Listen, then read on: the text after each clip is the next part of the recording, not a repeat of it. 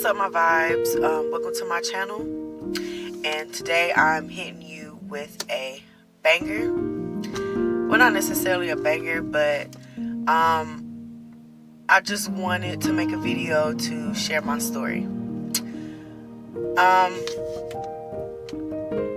So this is very difficult for me to talk about, but I feel like my story could possibly help somebody out there who may be going through the same thing, or maybe you can find some sort of relation in what I'm saying, and you can feel better knowing that you're not in it alone. So I know in my last videos I revealed that I am pregnant, and I am in my first trimester. This will be my first baby. I'm 26 and this will be my first baby. I'm not married. I'm not in a relationship. And the father of my child has abandoned me and the baby.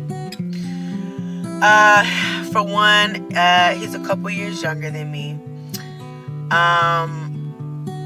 He's 24 and I'm 26.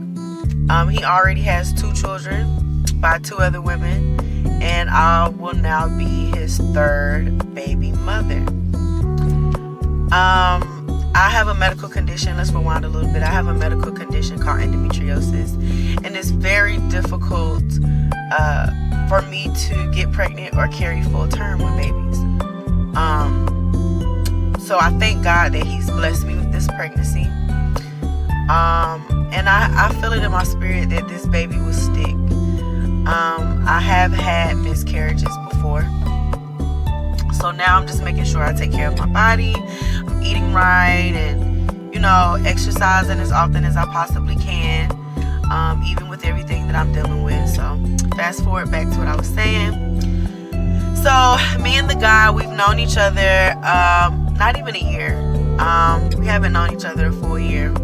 But we started out as friends. I met him through someone that I was dating. He was actually a friend of a guy that I was dating. And he was in a relationship at the time, and we all hung out together. But the guy that I was dating, he used to talk bad about me when I wasn't there. And I could always feel like this weird energy whenever I was around. But Baby Daddy is what I'll call him. Baby Daddy kind of made me feel more comfortable. He would actually try to engage in conversation with me around other people. He was, pretty much the only one that would do that. So I felt a sense of comfortability right off the gate. He tried to holler at me. But out of respect of the guy that I was dating at the time, I was like, I just don't think that's cool. I don't know where we're going. So long story short, he ended up ending that relationship, and he ended the friendship with the guy. And then we became friends. So in my mind, I'm thinking, oh wow, you were willing to risk a friendship for me, because he ended up telling me everything that was being said behind my back, how this guy was just talking trash about me, calling me crazy and things like that. And I had no idea. That was going on, and I knew it was true because that guy that I was dating, we met at a job, and he ended up quitting that job because all the workers at that workplace ended up snitching on him because he was discussing what we were doing outside of the workplace inside the workplace. And once they all told me that, and I addressed him with that, he was a coward and he left. So I knew it to be true because that was the second situation where I was being informed where this guy was kind of like just talking trash about me for no reason. And I don't know why, but I'm glad he's a part of my past now. So back to Baby Daddy, when he reached out to me, he was just like, I felt like you was a pretty girl, and I wanted to get to know you for myself because I felt like the things that were being said about you just didn't seem true. So that's how he wheeled me in. And then, next thing we know, a few months later, Black Lives Matter started happening, and we were protesting together, and we kind of had an understanding that we would just be F buddies, like we're friends with benefits, but we do have a real friendship, and we're just playing around sexually. And if somebody decides to get in a relationship, then we move on. you know, it's that simple. We just stop having sex. And I've been in situations like that before, and it's not that hard to do. So anyway, so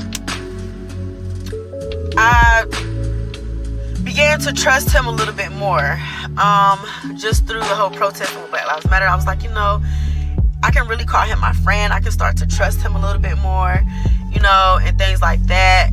Then we started taking trips.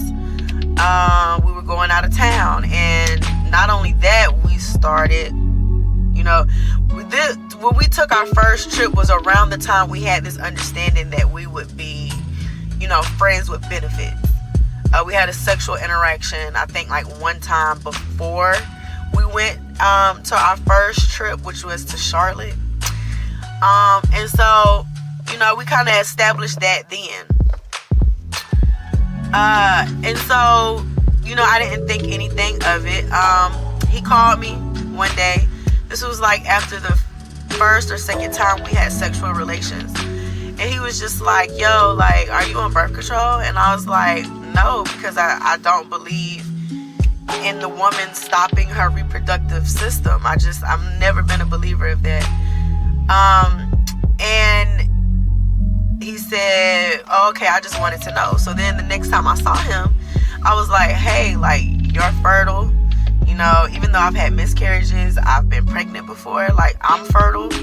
So, like, you know, don't you think that we should use protection, you know, not only just from babies, but from STDs? And he was like, you know, you're pretty much the only person I'm involved with. And I was like, well, I know you're the only person I'm involved with. He was like, he may get head from girls or whatever, but as far as sex goes, I was like the only person he was dealing with at the time. And so I was just like, well, are you sure? I said, we can use condoms. And I just paused and looked at him, and he was just like, nah, I'm okay. I don't like using condoms. And I was like, you don't like using condoms? He was like, I don't like to use a condom with you. I don't want to use a condom with you. And I was like a little iffy about that, but you know, I was just like, okay, I'ma just live life. I'ma have fun.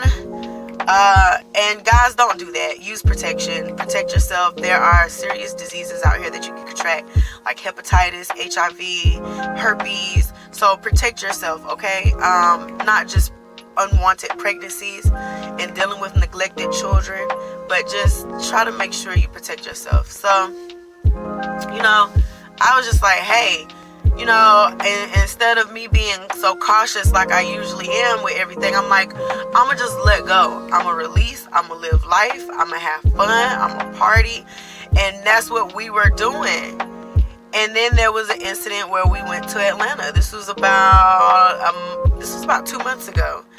And which by then, I believe I was already pregnant. And I didn't know. We went to Atlanta, and it was so odd. We had a good night. You know, we had been drinking and some other stuff.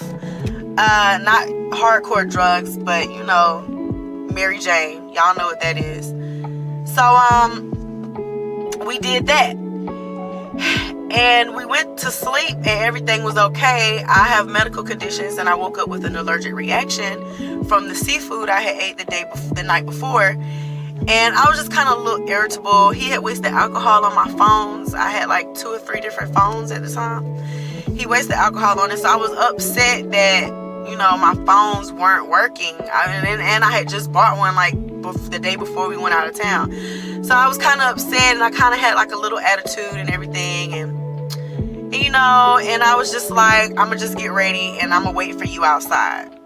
And that's what I did. I decided to pull the car around and everything. And, you know, he comes out and he's angry. And, you know, I intended when he got in the car to just be like, hey, let's not ruin the rest of our trip. Let's try to have fun. But he was not wanting to hear it. Every time I tried to ask him what was wrong, if he was angry, if he was upset with me, he would just turn the radio up. So, you know, we as women, we're petty. And I, you know, turned the radio down like, hey, I'm talking to you. Like, you know, what's the plans for the day? Are you mad? And he just spazzed out. He called me crazy, like my schizophrenic father, which my father is now deceased. He passed away in March 2015.